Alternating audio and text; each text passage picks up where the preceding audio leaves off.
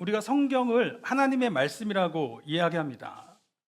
하나님의 말씀이라고 했을 때에는 당연히 하나님이 하신 말씀 이렇게 떠오를 거 아니에요. 그런데 성경을 막상 보면은 하나님이 직접적으로 하신 말씀들도 있습니다. 빛이 있으라도 말씀하셨고 다른 여러 가지 말씀도 하실 수 있겠지만 사실 성경을 직접적으로 읽어가시다 보면 하나님의 말씀보다도 사람들의 이야기가 그렇게 많아요. 그런데 이게 성경이 맞나? 하나님의 말씀이 맞나? 이렇게 생각이 들 수 있지만 이걸 말하는 거죠. 하나님은 인생들의 이야기가 하나님의 말씀이 되게 하셨다는 것입니다.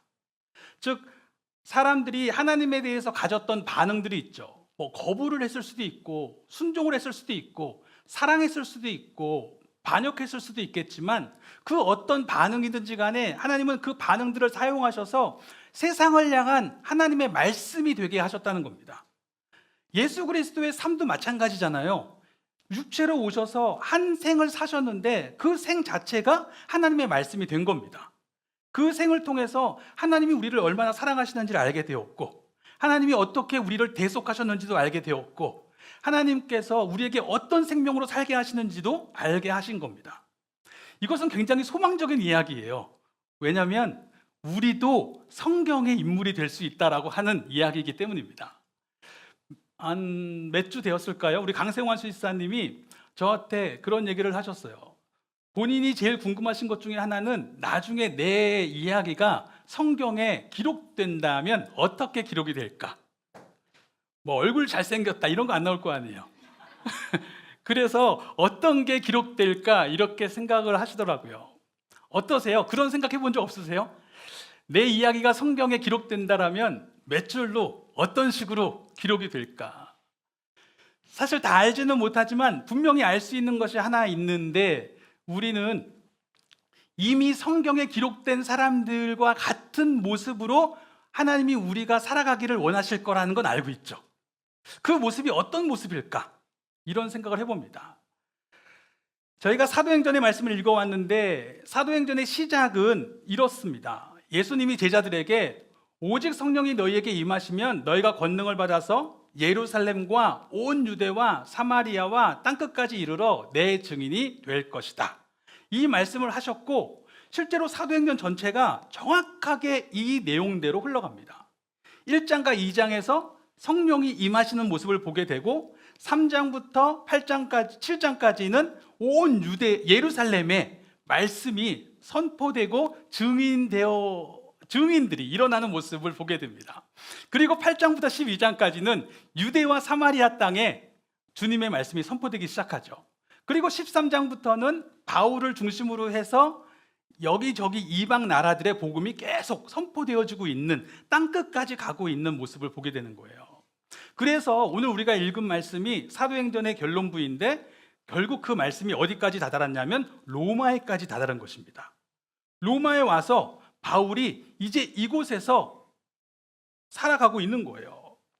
자, 그런데 바울이 로마에 와서 말씀을 전하고 있고 그것은 분명히 땅끝에 다다른 것이다 라고 이야기했는데 사실 이 말이 조금 의아할 수 있습니다. 왜냐하면 우리가 땅끝이라고 이야기하면 가지게 되는 이미지는 어디예요? 저기 땅끝 마을 우리 목포 아래 그 해남의 땅끝 마을 거기를 생각하든지 아니면 오지를 생각하든지 아니면 아마존을 생각하든지 우리 사회의 주변부를 생각하게 될 거 아니에요. 그런데 저기 해남에 사시는 분이 거기가 나쁘다는 의미가 아니고 거기 사시는 분이 서울에 올라와서 내가 땅끝에 왔다 이렇게는 잘 말하지 않죠. 물론 지리적인 기준으로는 땅끝일 수 있지만 사실 서울에 올라왔을 때는 상경했다 라고 이야기하죠. 내가 이렇게 서울 구경도 하는구나. 여기가 중심부니까. 아마존에 있는 분이 뉴욕 한복판에 와가지고 내가 땅끝에 왔다 라고 말하는 건 좀 이상한 거죠. 저기 변방의 식민지에서 한 전도자가 와가지고는 이 모든 나라를 다스리고 있는 통치국 로마에 와가지고는 로마의 중심부에서 내가 땅끝에 다다랐도다 이렇게 말하면 좀 이상한 거예요. 그렇죠? 사실은 로마가 기준이에요. 로마가 중심입니다. 모든 길은 로마로 통한다라고 하는 말은 로마의 세계관, 로마의 가치관, 로마의 행동 방식이 모든 땅에서 다 받아들여져야 된다라고 하는 거예요. 받아들여지지 않은 곳이 땅끝이에요. 그 가치관이 받아들여지지 않은 곳이 있다면 그곳은 로마를 받아들여라, 로마의 주권을 받아들여라, 로마의 가치대로 살아야 된다, 이렇게 얘기하고 있는 겁니다. 그런데 바울이 와서 하는 얘기는 뭐냐면, 아니 여기가 땅끝이라는 거예요. 하나님 나라가 있는데 하나님 나라의 가치를 받아들여라, 하나님 나라의 기준으로 살아야 된다라고 이렇게 이야기하고 있는 겁니다. 당신들은 지금 로마의 가치와 기준이 최고라고 생각하지만 사실은 그거 진짜 아니라는 거예요. 얼핏 볼 때는 그게 제일 화려해 보이고 제일 강력해 보이고 그게 진짜 생명 줄 것 같고 진짜 행복하게 할 것 같지만, 아니 그게 진짜 아니라는 거예요. 진짜 당신의 삶을 가장 행복하게 하는 길은 하나님 나라의 주권으로 살아가는 거라고 이야기하는 겁니다. 하나님 나라의 주권이 가장 크고 그 기준이 당신의 삶의 가장 확실한 기준이 될 거라고, 길이 될 거라고 이야기하고 있는 겁니다. 이렇게 하실 수 있겠습니까? 그 영화 같은 데 보면, 뭐 옛날 이집트 영화 보면 이집트 저기 사막에서 누가 잡혀가지고 이집트로 이렇게 끌려가요. 그러다가 이집트의 수도로 들어가면 이렇게 갑자기 막 건물들이 보이기 시작하고 거대한 피라미드가 막 지나가기 시작하고 그 파라오의 동상들, 그 막 새긴 조각상들이 막 지나가기 시작하면서 막 이렇게 막 압도당하고 있는 모습들, 혹은 로마와 관련된 영화를 보면 로마에도 마찬가지로 이렇게 들어가는데 저기 식민지에서 잡혀온 사람이 로마에 들어가면 콜로세움을 보면서 이런 삶이 있구나, 이렇게 살 수 있구나, 아 이게 진짜 삶이지, 이렇게 사는 거지, 다 압도되고 그렇게 살아야 되는 것처럼 미혹될 수밖에 없는 삶입니다. 그런데 그곳에 가서 이게 진짜 아니라니까요. 진짜는 저 위에서 다스리신다니까요. 진짜 우리 삶의 주관자가 계신다니까요. 로마? 이게 커 보여요? 이거보다 더 큰 나라가 있다니까요. 이게 화려해 보여요? 이거보다 더 영광스러운 삶이 있다니까요. 이렇게 말하는 거예요. 이럴 수 있으십니까?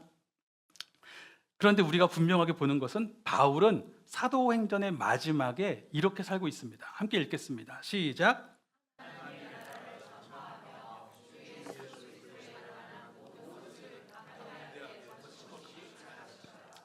아멘. 거기서 하나님 나라를 전파하는 겁니다. 하나님이 다스리고 계신다. 진짜 우리 삶을 주관하시는 로마가 다스려? 아니, 더 큰 하나님의 계획이 우리 삶을 이끌고 계신다고. 더 큰 하나님의 계획이 이 역사를 주관하고 계신다고. 그리고 주 예수 그리스도의 생명으로 살아가는 것이 진짜 생명이라고. 이렇게 이야기하는데 담대하게 거침없이 살아가고 있는 것입니다. 어떻게 그럴 수 있어요? 사실 바울은 지금 죄수예요. 로마에 왔는데 죄수로 와가지고 밖에 경비병 있고 가택 연금된 상황입니다. 그런데 지금 바울이 하고 있는 행동은 죄수의 모습이 아니죠. 대사의 모습이죠. 그는 가택 연금되어 있는데 그는 그 집을 어떻게 쓰고 있어요? 대사관으로 쓰고 있어요. 사람들이 계속 찾아와서 그에게 하나님 나라에 대한 이야기를 듣고 갑니다. 그에게 오는 사람들을 누구도 막지 않고 다 환영하면서 영접하고 그들에게 계속해서 가르쳐요. 그러니까 대사관이 되어 있는 거예요. 아니 어떻게 이렇게 살 수 있을까? 이유는 하나밖에 없죠.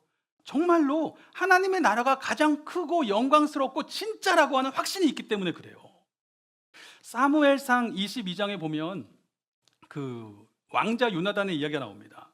사울 왕이 다윗을 죽이려고 해요. 그런데 그 아들 요나단이 다윗을 살려주려고 막 도망 보냅니다.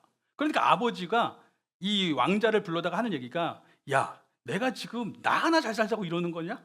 너 위해서 하는 거야. 내가 왕위를 유지해야 네가 왕이 될 거 아니야. 그런데 다윗이 왕이 되면 안 된다니까? 죽여야지. 이렇게 이야기하고 있는 거예요. 그런데 요나단은 끝까지 안 됩니다. 그리고 다윗 살려주고 다윗 도망가게 만들어요. 아니 어떻게 그럴 수 있을까요? 자기 왕위가 달려있는데. 이유는 하나예요. 하나님의 나라로 사는 게 더 좋으니까. 내가 왕이 돼서 영광스럽게 사는 것보다 하나님 나라의 백성으로 사는 게 더 행복하니까. 즉 하나님 나라가 더 크면 그게 진짜 나의 삶의 생명이라고 믿어지면, 행복의 길이라고 믿어지면 담대하게 그렇게 선택할 수 있는 것입니다. 바울도 마찬가지예요. 로마가 다른 사람 눈에는 화려하고 강력해 보일지 몰라도 바울의 눈에는 하나님 나라에 비하면 너무나 작은 거예요. 하나님 나라의 가치와 기준이 진짜 자기 삶의 생명이라는 걸 아는 거예요. 하나님의 통치를 믿고 살았을 때 내가 어떻게 살아왔는지, 세상을 어떻게 이길 수 있었는지를 분명히 아는 거예요. 주 예수 그리스도의 생명이 나를 이끄셨을 때 내가 어떤 시련을 지나도, 어떤 삶의 자리를 지나도 나를 살게 하는 생명이 무엇이었는지를 분명히 알고 있는 것입니다. 그리고 하나님의 뜻만이 결국 이루어진다는 것을 보아온 것입니다. 실제로 바울은 보아왔잖아요.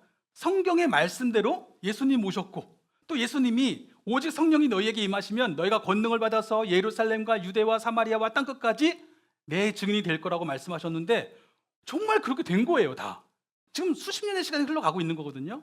그런데 그 시간이 다 그렇게 된 거예요. 그러니까 바울은 그리고 그 모든 과정 속에서 성령께서 어떻게 역사하시는지도 보아왔던 것입니다. 저희가 창세기 지금 이제 성경 통독하는데 요셉의 이야기를 보면 참 재미있어요. 요셉이 노예로 갇혀 있고 또 죄수가 됐는데 형통하대요. 아니 뭐 형통해요? 노예로 되어 있고 죄수가 되어 있는데. 그런데 거기서 말하고 있는 형통의 개념은 딱 한 가지예요. 하나님이 함께 하심으로 형통하였다. 즉 그 자리에서 비록 노예 신분이지만 하나님이 나와 함께 하시는 걸 경험하는 거예요. 하나님이 일하시는 걸 경험하는 거예요. 그러니까 어때요? 비록 큰 문제 상황은 해결되지 않았지만, 우리가 아까 전에 찬양했던 것처럼 이 문제가 다 해결되지 않았지만 나는 믿게 되는 거예요. 지금 나와 너무 친밀하게 일하고 계신 하나님을 경험해 왔기 때문에 이 상황 속에서도 하나님의 뜻이 있으시겠구나, 아니 하나님이 더 크신 계획을 이루어 가시겠구나라는 걸 믿게 되는 겁니다. 믿으니까 그 자리를 이겨내는 거예요. 그러면서 유혹이 와도 하나님이 주관하시고 심판하시는 걸 아니까 하나님의 기준으로 결정하겠다라고 이야기하는 거예요. 마찬가지죠. 바울도 그렇게 이야기하는 것입니다. 나는 분명히 하나님이 일하시는 걸 보아왔기 때문에, 그분의 승리를 분명히 믿기 때문에 나는 오늘도 담대하게 거침없이 살아갈 거라고 이야기하는 겁니다. 실제로 디모데후서 바울이 마지막에 쓴 편지를 보면 이렇게 이야기하죠. 복음으로 말미암아 내가 죄인과 같이 매이는 데까지 고난을 받았으나, 즉 복음으로 말미암아 이 바울의 인생이 상당히 고난스러웠죠. 그러나 바울이 진짜 본 것이 있는데 하나님의 말씀은 매이지 아니하더라. 나는 계속 매여 있었던 시간도 많았지만 놀랍게도 하나님의 말씀은 계속해서 가고 있더라는 거예요. 그게 바울이 보았던 것입니다. 바울이 로마에 갇혀 있을 때 쓴 편지가 빌립보서인데, 빌립보서에 이렇게 이야기합니다. 형제들아, 내가 당한 일이 도리어 복음 전파의 진전이 된 줄을 너희가 알기를 원하노라.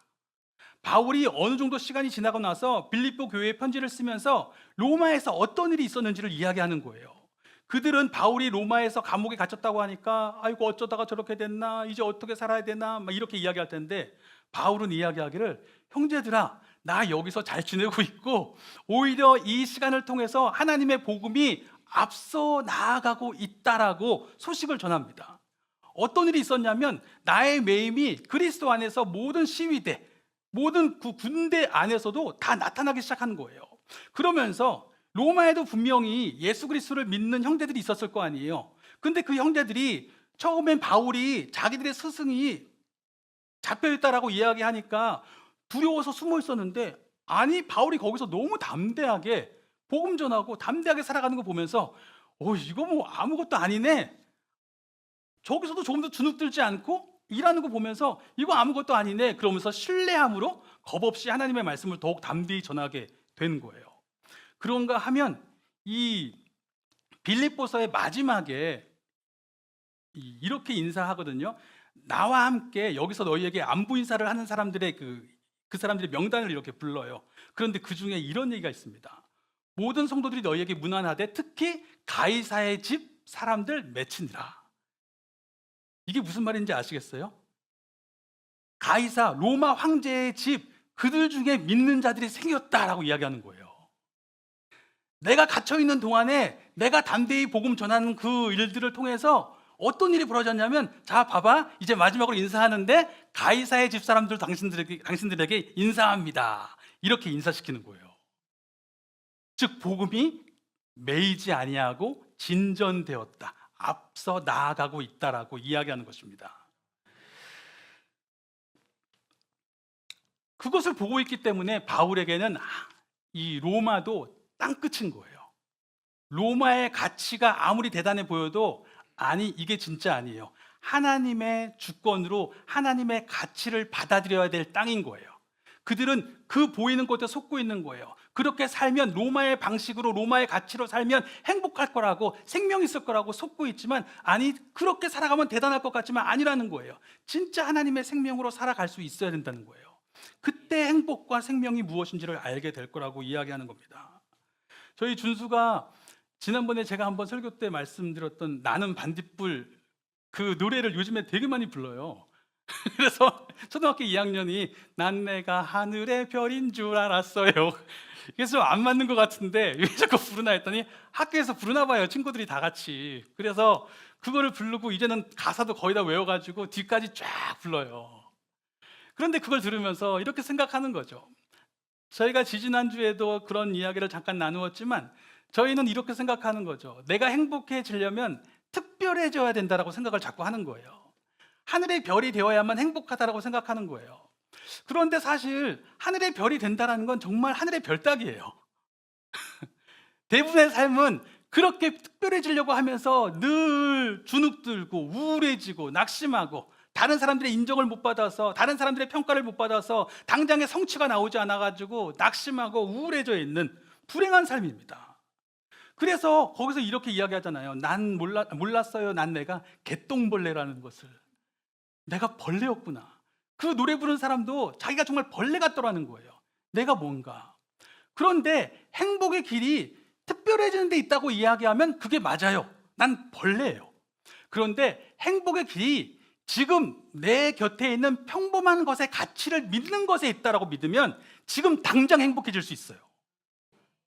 이게 실제로 진짜 현인들이 마지막 인생에 고백했던 내용들이 비슷한데 이런 내용을 분명히 이야기해요. 당신은 지금 행복해질 수 있다고. 평생을 통해서 깨달은 게 그거라는 거예요. 지금 이 순간 당신의 삶의 가치를 받아들이면, 평범한 이 삶의 가치를 받아들이면 행복하잖아요. 나는 반딧불이에요. 나는 이미 빛나고 있어요. 그래도 괜찮아. 난 빛날 테니까. 난 이미 빛나고 있는데 그 가치를 안 받아들여서 행복하지 않았던 거지, 그 가치를 받아들이면 난 이미 빛나고 있어요. 그 가치가 있어요. 하나님이 그 모든 가치를 쓰십니다.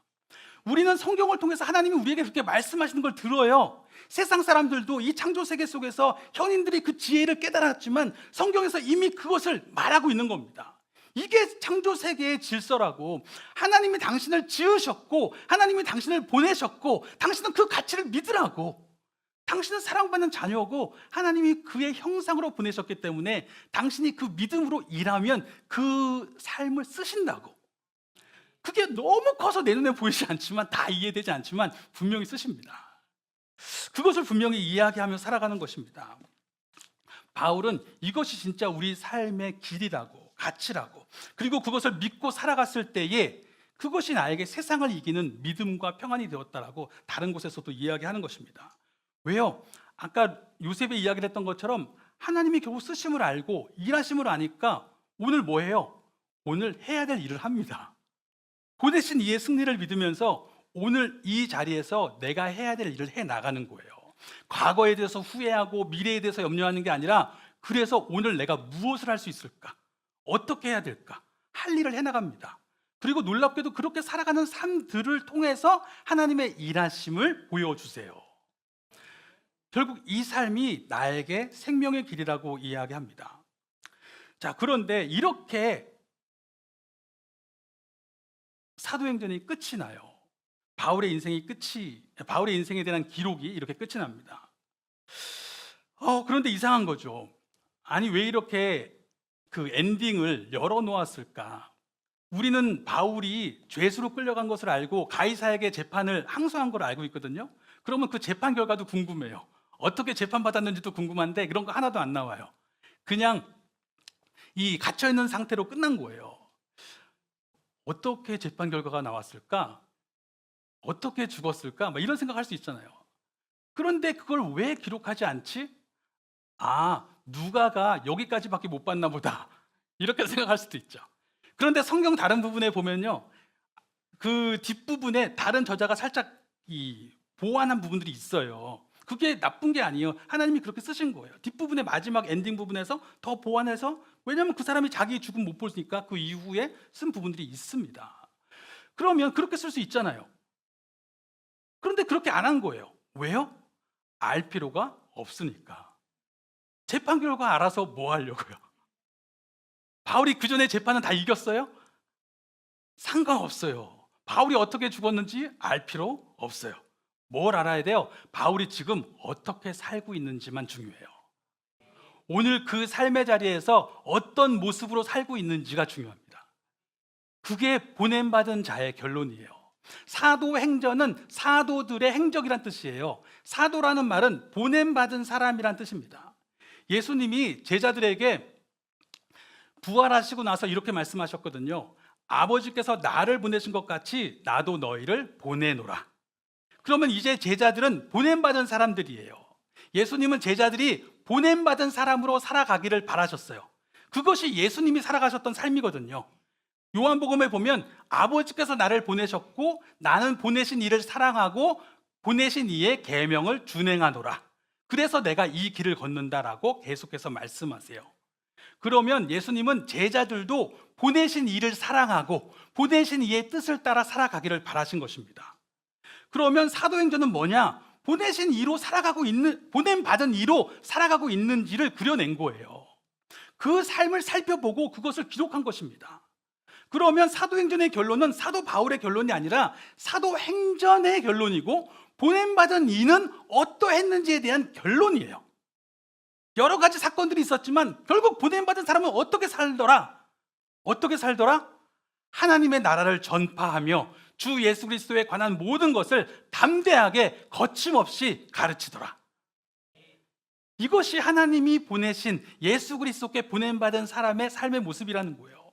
삶의 자리는 어떨지 모르겠지만 어떤 자리에 있든지 간에 그 자리에서 담대하게 거침없이 하나님의 통치를 선포하고 오늘 주 예수 그리스도의 생명을 선포하면서 그렇게 살아가고 있는 모습, 그 모습이 보냄받은 자의 삶의 결론인 것입니다. 즉 우리가 이 본문을 보게 하시면서 이것이 바로 우리의 결론이 되게 하시는 거예요. 아까 시작할 때 말씀드린 것처럼 성경에 내 이야기는 어떻게 기록이 될까? 그게 이제 액트 29이라고 그 사도행전 29장 그 운동이 있었거든요. 그걸 보신 분도 계실 거예요. 이렇게 뭐 액트 29 해가지고 딱 이렇게 로고가 있는데 사도행전은 28장까지밖에 없는데 왜 29장이 있지? 이렇게 의아하실 수 있습니다. 그런데 바로 이런 의도였어요. 28장이 열린 엔딩인 거예요. 어떻게 됐는지 궁금하지 않고 어떻게 지금 살고 있는지만 궁금한 거예요. 그러면 그 이후에 이 말씀을 읽은 당신들은 어떻게 살 것이냐고 묻는 거예요. 29장은 우리 이야기예요. 우리도 담대하게 거침없이 하나님의 나라와 예수 그리스도의 생명을 전파하더라. 그렇게 증언하더라. 나의 삶의 자리에서 그렇게 살아가더라. 이렇게 이야기하는 것입니다. 이렇게 살아가실 수 있습니까? 이렇게 살아가려면 깨어 있어야 돼요. 내가 지금 세상에서 살아가면서 얼마나 많이 미혹받겠습니까? 세상에서 살아가면 오늘 당장 세상 가치대로 살아가는 게 맞는 것 같아요. 세상 방법으로 살아가는 게 맞는 것 같습니다. 여기서 이렇게 예배 드리셔도 바로 문 밖에만 나가면 세상 가치대로 살아가는 게 길인 것 같아요. 그런데 그곳에서 내가 그렇게 미혹받을 때에 깨어서 여기가 땅끝이구나. 내가 세상 가치가 맞다고, 이 기준이 맞다고, 이 방법이 맞다고 유혹받는 그 순간에 여기가 땅끝이구나. 나 땅끝에 왔구나. 하나님 나라의 땅끝에 와 있구나. 이걸 아셔야 되는 거예요. 이곳이 바로 하나님의 통치가 임해야 될 곳이구나. 이것이 바로 예수 그리스도의 생명으로 내가 다시 일어나야 될 바로 그 자리구나.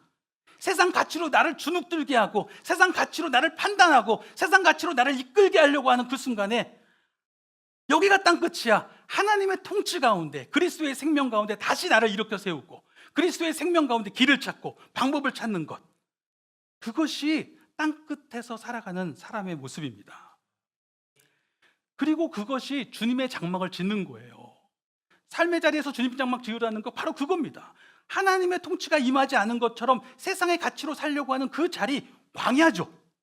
아무것도 없으니까 그곳에서 살아갈 방법이 없다고 여겨지는 그 광야에서 바로 그것이 내가 세상 가치로 휘둘리려고 하는, 압도당하려고 하는, 미혹받으려고 하는 이 자리가 땅끝이구나 라고 고백하면서 그곳에서 주님의 장막을 짓는 겁니다.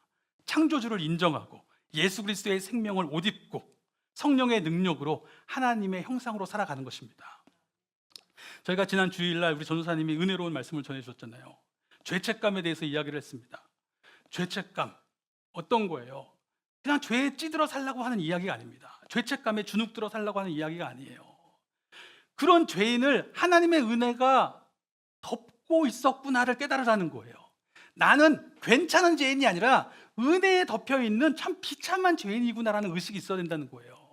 이 은혜가 거두어지면 나는 정말 비참한 사람이에요. 근데 이 은혜 때문에 이렇게 살아가는 거예요. 그걸 알기 때문에 나는 여전히 지금 죄인이 아닌 게 아니라 여전히 죄인인데 은혜에 덮인 죄인이에요. 그러니까 그걸 아니까 다른 사람에게 자신이 잘못한 사람이 있으면 회복하려고 노력하는 것이고 당연한 미안함이 있어야 되는 것이고 그리고 그것을 아니까 이제는 그 은혜의 감사함으로 변화된 삶을 살려고 하는 것입니다. 나 같은 사람을 이렇게 용서해 주셨는데 나는 오늘 용서해 달라고 나 긍휼히 여겨달라고 기도하면서 다른 사람은 절대 긍휼히 못 여겨요. 그러면 안 되잖아요. 그렇죠? 그러니까 긍휼히 여기게 하시는 것이고 나는 이런 사랑받고 살아가는데 다른 사람은 절대 사랑 못해. 그게 아니라는 거예요. 내가 지금 어떤 사랑을 받고 있는지 알고 있기 때문에 내가 너희를 사랑한 것 같이 너희도 서로 사랑하라. 즉 내가 어떤 사랑을 받고 있는지 알기 때문에 사랑하고 살아가라고 하는 것이 죄책감에서 연유된 이웃사랑. 제목은 저만 외우고 있었죠. 그렇게 이야기를 하는 것입니다. 그래서 지난주에 이 말씀을 듣고 많은 분들이 은혜를 받았어요. 자, 그러면 그래서 어떡할 거예요? 그래서 문 밖을 나갔더니 단란치 잔치가 있어요. 단란치 잔치에 가서 보는 거예요. 그런데 바로 우리 교회는 그런 분들 안 계시겠지만 바로 마음에 작동하기 시작해요. 세상의 가치가. 아유, 이거 돈 많이 들었겠다. 이거 뭐 이렇게 많이 해가지고 우리 힘들게 만드는 거야. 막 이런 가치들이 막 돌기 시작합니다. 세상의 가치로 살아가려고 하는 거예요. 그게 우리를 사로잡아요. 실제로 바로 일상에 가면 그렇게 가치가 작동하기 시작합니다. 그런데 창세기 37장에 보면요, 무서운 말씀이 있습니다. 유다에게 세 아들이 있는데 첫째 아들이 죽었어요. 그 둘째 아들한테 평수에게 들어가서 첫째 아들을 위해서 애를 낳아주라고 하니까 둘째 아들이 이렇게 생각하는 거예요. 아유, 나한테 이익되는 거 하나도 없는데. 그리고 들어가서 애를 안 낳아줘요. 하나님이 뭐라고 말씀하세요? 주께서 그를 악하다 여기신다. 이렇게 말씀하세요. 왜요? 자기가 받은 은혜 생각 못하는 거예요. 나 같은 죄인이 지금 은혜에 덮여 있어서 살고 있다는 걸 모르는 거예요. 기억 못하는 거예요. 아까 조금 전까지 전도사님을 통해서 정말 똥을 막 닦아주고 막 그러니까 와, 대단하다, 너무 좋다, 야 어떻게 저렇게 사랑할 수 있나, 나도 저렇게 살아야지 라고 하면서 밖에 나가서 당장 아이를 못 사랑해요. 그게 우리입니다. 아프리카는 사랑해도 이웃집 아저씨는 사랑 못해요.